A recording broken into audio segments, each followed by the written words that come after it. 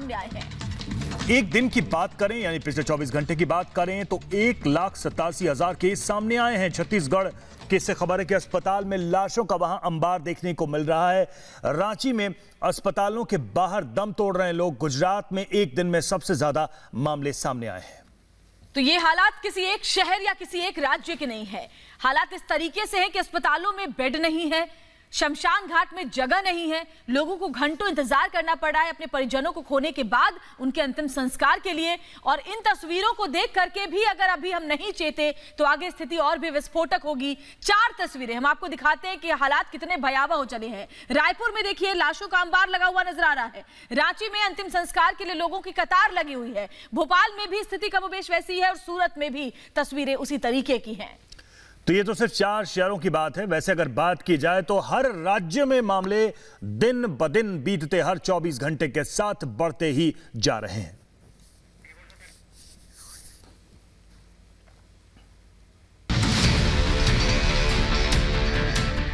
भयावह हुई कोरोना की दूसरी लहर। महाराष्ट्र में लॉकडाउन जैसी पाबंदियां, मिनी लॉकडाउन से कोरोना पर प्रहार। जो प्रदेश कोरोना की पहली लहर में भी कोरोना वायरस का एपिसेंटर बना हुआ था, वो कोरोना की दूसरी लहर में भी एपिसेंटर बना हुआ है। कोरोना मरीजों की बढ़ती संख्या को देखते हुए उद्धव सरकार ने मिनी लॉकडाउन का फैसला किया है। यानी कोरोना से निपटने के लिए लॉकडाउन तो नहीं, लेकिन लॉकडाउन जैसी पाबंदियां लागू करने की तैयारियां कर ली गई हैं। कोरोना के खिलाफ इस मुहिम का नाम दिया गया है ब्रेक द चेन मुहिम। महाराष्ट्र में मिनी लॉकडाउन के तहत किस तरह की पाबंदियां लगाई गई हैं, हम आपको बताएंगे। लेकिन उससे पहले जरा महाराष्ट्र के विस्फोटक हालात के बारे में जान लीजिए। महाराष्ट्र में पिछले 24 घंटे में कोरोना के 60,000 से ज्यादा नए मामले सामने आए हैं। इसके अलावा राज्य में पिछले 24 और देखिए 5 तस्वीरें हम आपको दिखा रहे हैं किस तरीके से ऑक्सीजन की कमी से 7 लोगों की मौत मुंबई में हुई थी। रायपुर में भी लाशों का अंबार लगा हुआ है। छत्तीसगढ़ में हालात बेकाबू हो चले हैं। अस्पताल के बाहर कतार में लोग खड़े हैं। दिल्ली की तस्वीर, सतारा में भी वैसी स्थिति और इंदौर में भी हालात पिछले साल भी इसी तरीके थे और इस बार भी नई वेव में भी जस के तस बने हुए। फिलहाल 4 तस्वीरें आपके सामने। तो तस्वीरें डरा रही हैं, तस्वीरें चिंताएं बढ़ा रही हैं और ये तस्वीरें किसी एक राज्य या एक शहर की नहीं है, बल्कि हर शहर से लगभग यही हालात दिखाई दे रहे हैं। लगातार हर बीते 24 घंटे, अगर 24 घंटे की बात करें तो भारत में 1,80,000 से ज्यादा कोरोना पॉजिटिव केस सामने आए हैं।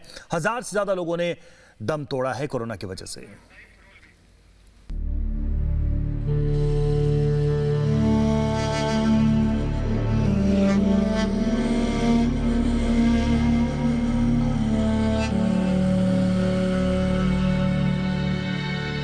जब इंसान जिंदगी की जंग हारने लगे, जब मौत जीवन पर भारी पड़ने लगे और हालात हाथों से बेकाबू होने लगे, तो ऐसी भयावह तस्वीर सामने आती है जिसे देखकर डर भी लगता है, दुख भी होता है और आंखें ही नहीं, दिल भी रोता है। कभी किसी ने सोचा नहीं होगा कि श्मशान घाट में हर पल लाशें आती रहेंगी और 24 घंटे दाह संस्कार होगा, जिससे कि भट्ठियां भी पिघलने लगेंगी।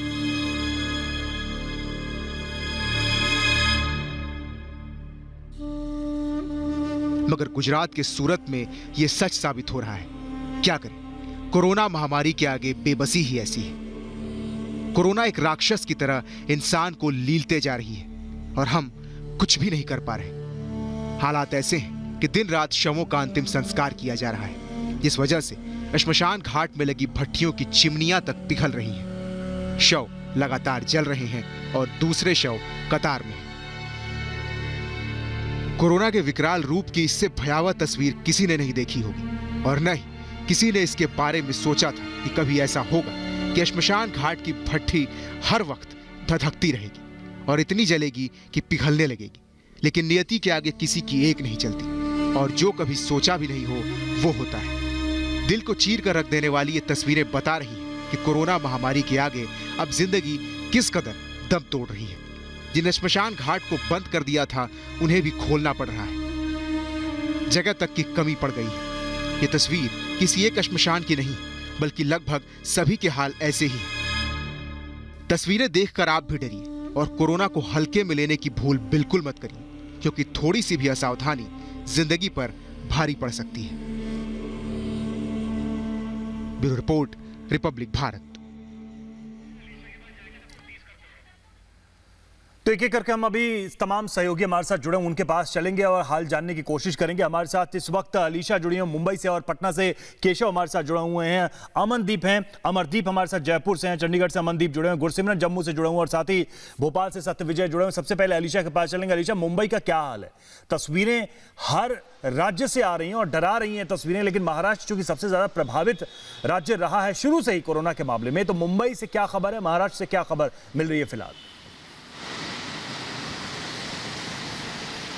देखिए, बिल्कुल हमने देखा कि महाराष्ट्र में पिछले 24 घंटे में 60,000 से ज़्यादा कोविड-19 के केसेस सामने आए थे। और हालात देखे जाए, जहां पर कल खुद महाराष्ट्र के मुख्यमंत्री उद्धव ठाकरे ने जहां पर राज्य को संबोधित किया, उस समय उन्होंने कई चीज़ें सामने रखी। खास तौर पर आज रात को 8 बजे से सेक्शन 144 जो है वो इम्पोज किए गए हैं और वहीं पर सुबह 7 बजे से लेकर शाम के 8 बजे तक सेक्शन 144 तो रहेगा और साथ ही वीकेंड लॉकडाउन रहेगा और नाइट कर्फ्यू भी जो है महाराष्ट्र में इम्पोज किया गया है और ये आने वाले 15 दिनों के लिए की गई है।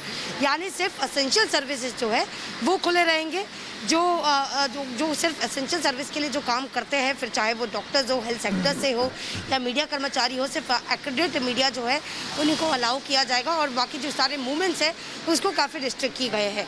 यानी इस समय जो हालात देखे जा रहे हैं, महाराष्ट्र सरकार के पास लॉकडाउन के अलावा, मिनी लॉकडाउन के अलावा कोई दूसरा पर्याय नहीं दिखाई दिया। और आज शाम को 5 बजे जहाँ बिल्कुल अलीशा, और इसीलिए महाराष्ट्र में ब्रेक द चेन ये कैंपेन चल रहा है ताकि लोग समझे और लापरवाही ना करें। हमारे साथ देखिए हमारे और भी सहयोगी जुड़े हुए हैं। हमारे साथ पटना से केशव सुमन जुड़े हुए हैं। केशव, बिहार की अगर बात करूं तो शुरुआत में ऐसा लग रहा था कि बिहार में रफ्तार उतनी तेजी के साथ नहीं बढ़ रही है, लेकिन अब बहुत ही ज्यादा आंकड़े वहां से भी, बिहार से भी सामने आ रहे हैं। केशव, मैं आऊंगी आपके पास, लेकिन पहले सत्यविजय का रुख कर लेते हैं। सत्यविजय भोपाल से मेरे साथ जुड़े हुए हैं। सत्यविजय, क्या आम क्या खास, मध्य प्रदेश उन राज्यों में से एक है जहां कोरोना के मामले सबसे ज्यादा पिछली बार भी बढ़े थे और इस नई लहर में भी बढ़ते हुए नजर आ रहे हैं। फिलहाल क्या तस्वीर वहां से दिखाई दे रही है? देखिए, मैं इस समय भोपाल के भदभदा शमशान घाट पर हूं और यहाँ की आपको तस्वीरें दिखाता हूं। ये भदभदा स्थित शमशान घाट जो है, यहाँ पर कोविड संक्रमित जो मरीज है जिनकी डेथ हो जाती है उन्हें जलाया जाता है। हिंदू जो लोग हैं उनकी परंपराओं के हिसाब से यहाँ पर जलाया जाता है। लेकिन देखिए, सरकारी आंकड़े में कल से अब तक 24 घंटे में सिर्फ 9,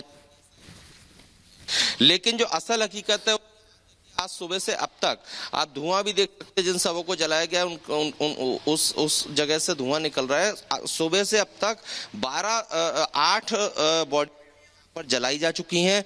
ऐसे ही हालात गुरुवार से अब तक के हैं। प्रतिदिन 30, 35, 40 लोगों की डेथ हो रही है और सरकारी आंकड़ों में भोपाल की बात करें तो 1 या 2 डेथ दिखाई जाती है कोविड संक्रमण से।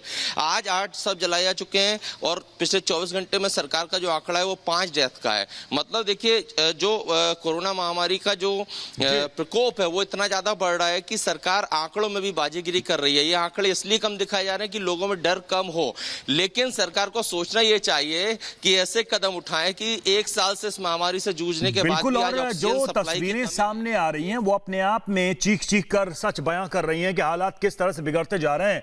अंजू निर्वाण भी हमारे साथ जुड़ चुकी हैं, दिल्ली से उनके पास चलेंगे, लेकिन उसके पहले केशव हमारे सहयोगी पटना से जुड़े हुए हैं। केशव का रुख करेंगे एक बार। केशव, पटना बिहार की बात करें, होली के समय 2000 के आसपास केस थे, आज एक्टिव केस 20,000 के ऊपर पार हो चुके हैं।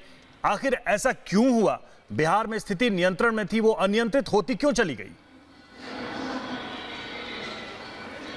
बिल्कुल, लगातार अगर बिहार की बात की जाए तो यहाँ पर स्थिति सबसे ज़्यादा नियंत्रित मानी जा रही थी, पूरे देश में देखा जा रहा था। लेकिन अब जो है विस्फोटक स्थिति हो गई है, क्योंकि बिहार में दूसरे राज्यों से आने वाले लोगों की संख्या सबसे ज़्यादा थी, जिसकी वजह से यहाँ पर जो है लोगों के पॉजिटिव होने की सबसे ज़्यादा मामले सामने आए। यहाँ पर इस वक्त मैं रेलवे स्टेशन पर हूँ, पटना जंक्शन के रेलवे स्टेशन पर हूँ, जहाँ पर देखिए कि जिस दिन हम लोगों ने खबरें दिखाई थी कि यहाँ पर जिस ठीक तरीके से जाँच नहीं हो रही, उसके बाद यहाँ पर सरकार एक्शन लेती नजर आई है। और ये तमाम जो आप तामझाम यहाँ पर देख रहे हैं, जिस तरीके से यहाँ पर जांच की जो संख्या है वो बढ़ाई गई है, क्योंकि जब हम लोगों ने खबरें यहाँ पर की थी कि किस तरीके से जो स्टेशन पर लोग आ रहे हैं उनकी जांच ठीक से नहीं हो रही है और जो कोरोना पॉजिटिव लोग आ रहे हैं उन्हें भी बगैर किसी सुरक्षा के उन्हें भीड़ में घुसने दिया जा रहा है। उसके बाद से यहाँ पर जो है प्रशासन सख्त हुआ है। लगातार जो है मौतों का आंकड़ा भी बढ़ता नजर आ रहा है। पिछले 24 घंटों के दौरान 12 मौतों की बात कही जा रही है कि ये आंकड़े जो है लगातार डराने वाले नजर आ रहे हैं और पिछले 24 घंटों के दौरान 4157 नए मामले सामने आए हैं, जिसकी वजह से कोरोना के आंकड़ों में लगातार इजाफा हो रहा है। और जो रिकवरी रेट बिहार की बात की जाए तो बिहार का रिकवरी रेट 99.6% था, जो अब 92% के आसपास आ गया है। इस तरीके की है कि अगर हम अस्पताल की तस्वीरें देखें, शमशान घाट की तस्वीरें देखें, हर जगह की तस्वीर ये बताती है कि अब लापरवाही बहुत ही भारी पड़ सकती है। अंजू निर्वाल भी दिल्ली से जुड़ गई हैं। अंजू, दिल्ली में लापरवाही पहले से ही बहुत देखने को मिली थी, जब लोग मास्क भी नहीं लगा रहे थे। जैसे ही आंकड़े थोड़े कम हुए थे, लोगों ने मास्क का इस्तेमाल करना लगभग बंद कर दिया था, सोशल डिस्टेंसिंग करनी बंद कर दी थी। और नतीजा ये हुआ कि दिल्ली उन जगहों में से एक है जहां सबसे तेजी के साथ आंकड़े बढ़ रहे हैं। जी बिल्कुल श्वेता, जिस तरीके से दिल्ली की बात करें, देश का सबसे राजधानी और सबसे ज्यादा लोग बाहर से भी यहाँ आते हैं। मैं आपको बताना चाहूंगी कि इस वक्त मैं दिल्ली के सिविल लाइन हॉस्पिटल के पास, यहाँ पर परमानंद हॉस्पिटल है, सिविल लाइन्स पर मौजूद है, वहां पर मौजूद हूँ। और आपको बता दूं कि दिल्ली में लगातार जो कोरोना की इस वक्त चौथी लहर चढ़ रही है और यहाँ पर करीब 13,468 दिल्ली में जो नए मामले आए हैं, 81 लोगों की मौत हो गई है। वहीं अगर हम दिल्ली में एक्टिव केसेस की बात करें तो करीब 43,000 का आंकड़ा पार कर चुके हैं। ऐसे में लोगों को सावधानी बरतने की बहुत ज्यादा जरूरत है, क्योंकि दिल्ली आपको बता दें कि अब तक महामारी में नंबर 1 मुंबई को कहा जाता था, लेकिन इस वक्त जो नए आंकड़े आए हैं उसके मुताबिक दिल्ली जो है नंबर 1 स्थान पर पहुंच गई है, जहां पर सबसे ज्यादा कोरोना के संक्रमण बढ़ गया है, सबसे ज्यादा मामले आ रहे हैं। यहाँ पर भी मैं आपको बता दूं लगातार एम्बुलेंस जा रही है और यहाँ पर वैक्सीनेशन सेंटर तो बनाया गया है, लेकिन साथ ही साथ कोविड के पेशेंट्स को भी ले जाया जा रहा है। अस्पतालों में जगह बिल्कुल भी नहीं है। बिल्कुल, दिल्ली के लिए तो कोरोना पहले से ही चुनौती था, पहले दिन से ही चुनौती की तरह ही आया था। हमारे साथ अमरदीप भी जुड़े हैं। अमरदीप, क्या स्थिति है वहां पर? राजस्थान की बात करें, क्योंकि राजस्थान की अगर हम बात करें तो शुरुआत में राजस्थान की स्थिति भी नियंत्रित थी, फिर कंट्रोल हुई और अब देखने को मिल रहा है कि फिर से केसेस बढ़ रहे हैं। बिल्कुल आशुतोष, जिस तरीके से राजस्थान में करीब 40,000 एक्टिव केसेज हैं और पिछले 24 घंटे की बात करें तो 5500 से ज़्यादा केसेज आए थे। इससे पहले 24 घंटे की, अगर पिछले 24 घंटे मौतों को आंकड़े की बात करें तो करीब 25 से ज़्यादा मौतें हो चुकी हैं। इससे पहले वाले दिन में भी 25 से कम मौतें हुई थी, लेकिन 20 से ऊपर आंकड़ा रहा था। राजस्थान में 3 जिले ऐसे हैं, उदयपुर, जोधपुर और जयपुर, जहाँ 500 से ज़्यादा पॉजिटिव केसेज आ रहे हैं। लेकिन सरकार ने तैयारी जो है वो यहाँ कर रही हुई है। करीब जो प्राइवेट हॉस्पिटल्स हैं उसमें 10% बेड जो है रिजर्व रखने के लिए कहा गया है। 5,000 जो बेड हैं वो राजस्थान सरकार ने रिजर्व कर लिए हैं। इसके अलावा RUHS हॉस्पिटल, जहां पे कोरोना पेशेंट्स का इलाज चलता है, वहां 1200 बेड्स हैं। लेकिन फिलहाल SMS जो सवाई मानसिंह हॉस्पिटल है, सबसे बड़ा हॉस्पिटल है, वहां मैं खड़ा हुआ हूं। यहाँ स्थिति ये है कि आप देख सकते हैं कि मास्क तो है, चूंकि यहाँ पे अस्पताल में सब आने जाने वालों को दिखाया है। हम अमनदीप का रुख करेंगे, चंडीगढ़ से हमारे साथ जुड़े हुए हैं। अमनदीप, वहां भी हालात जो हैं वो बेकाबू हो चले हैं, क्या तस्वीरें वहां के अस्पतालों और वहां के शमशान घाट से नजर आ रहे हैं? क्योंकि दोनों ही तस्वीरें ऐसी हैं जो लोगों को डरा रही हैं कि आप संभल जाएं आप। जी देखिए, बिल्कुल स्थिति ही डराने वाली है, क्योंकि अगर पंजाब की बात करें, पंजाब में पिछले 24 घंटे में 3003 केसेस आ चुके हैं, जिसके साथ 53 लोगों की मौत हो चुकी है और पंजाब बिल्कुल अलार्मिंग स्टेज पे है। और अब पंजाब ने ये सारी चीज़ को कंट्रोल करने के लिए कंटेनमेंट जोन्स में बहुत सख्ती बरतनी शुरू कर दी है। हम एक कंटेनमेंट जोन के बाहर खड़े हैं, जो हम तस्वीरें दिखाते हैं, इसको अभी अभी कंटेनमेंट जोन बनाया गया है और जो लोकल्स हैं सिर्फ उन्हीं को, जो अंदर के रहने वाले लोग हैं, उनको बाहर आने की इजाज़त नहीं है। ये SOP है कंटेनमेंट जोन की। अगर इनका रेजिडेंशियल प्रूफ अंदर का है, ये ढकोली है जीरकपुर का, जहां से लोगों को बाहर आने की इजाज़त नहीं है। अगर कोई अंदर का लोग रहने वाला बाहर है, सिर्फ उसी को अंदर जाने दिया जा रहा है। और कंटेनमेंट जोन में आपको बता दूं कि अंदर इन्होंने लॉकडाउन जैसी स्थिति पैदा कर दी है कि अंदर सिर्फ एसेंशियल और इमरजेंसी सर्विसेज की बात तो आप कर रहे हैं, लेकिन सबसे एसेंशियल इस वक्त ये है कि जिन जिन शहरों में हालात खराब हुए हैं वहां पर जल्दी से जल्दी इसको नियंत्रित करने का प्रयास किया जाए। हमारे साथ गुरसिमरन भी जुड़े हैं। गुरसिमरन, क्या हाल है घाटी का? जी बता दें कि जम्मू कश्मीर में पिछले 1 महीने की अगर बात करें तो कोरोना वायरस के मामले बहुत ज़्यादा तेज़ी से बढ़े हैं। 10 गुना जो बढ़ोतरी है वो दर्ज की गई है। अगर 1 महीने की पहले बात की जाए तो जम्मू कश्मीर में मात्र जो है 800 मामले एक्टिव थे, लेकिन अब ये संख्या 8600 के पार पहुंच चुकी है। और सबसे बड़ी चुनौती जम्मू कश्मीर सरकार के लिए ये है कि जम्मू कश्मीर में हेल्थ इंफ्रास्ट्रक्चर जो है वो उतना ज़्यादा सक्षम नहीं है। जिस हिसाब से लगातार 1000 केस आ रहे हैं और कल जो 1269 केस आए हैं वो पिछले 7 महीने का सबसे बड़ा आंकड़ा है। तो उसके बाद अगर इस तरह से लगातार आंकड़ा बढ़ता है तो जम्मू कश्मीर का हेल्थ इंफ्रास्ट्रक्चर जो है वो किसी भी समय कोलैप्स कर सकता है। हमने देखा कि किस तरह जो जम्मू कश्मीर सरकार ने केंद्र के साथ ये बात भी उठाई है कि ज्यादा से ज्यादा वैक्सीन जो है वो दी जाए, क्योंकि जम्मू कश्मीर में वैक्सीन सरकार बार-बार यही लोगों से गुजारिश करे। गुरसिमरन, वक्त कम है, माफ कीजिएगा, आपको रोक रही हूँ। आप सभी सहयोगियों का बहुत बहुत शुक्रिया ये तस्वीरें हम तक पहुंचाने के लिए। एक छोटा सा ब्रेक यहाँ पर लेंगे, चल लौटते हैं।